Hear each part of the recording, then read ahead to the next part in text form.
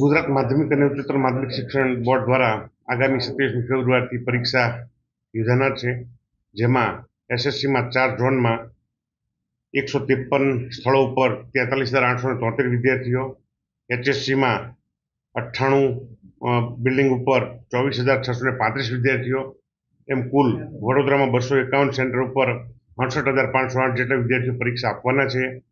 જેમાં જેલના કેદીઓ જોઈએ તો એસએસસીમાં 4 અને એચએસસીમાં 6 એમ કુલ 10 પરીક્ષા આપવાના છે.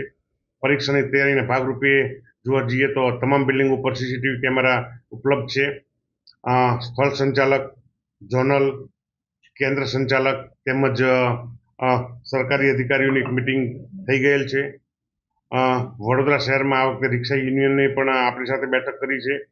એ ઉપરાંત ધોરણ 10 અને 12માં જે વિદ્યાર્થીઓને કોઈ પ્રશ્ન મૂંઝવતો હોય તો એના માટે 11 જણાનું કાઉન્સિલિંગ સેન્ટર ચાલુ છે, જે અન્વયે એમને મૂંઝવતા પ્રશ્નોનું નિરાકરણ આપીએ છીએ.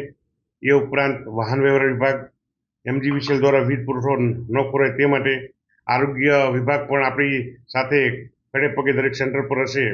આમ પરીક્ષાનું સુચારુરૂપ આયોજન થાય એ માટે વહીવટીતંત્ર દ્વારા અને સરકાર દ્વારા ખૂબ સરસ વ્યવસ્થા કરવામાં આવી છે. જે સ્કૂલમાં ફી બાકી હોય વિદ્યાર્થીઓ માટે એના માટે શું આવો કોઈ પ્રશ્નો હશે તો ફીના કારણે કોઈ પણ બાળકનું રિસિપ્ટ રોકી શકાય નહીં. એને આપણે રિસિપ્ટ અપાવીશું અને બાળક પરીક્ષા આપી શકશે.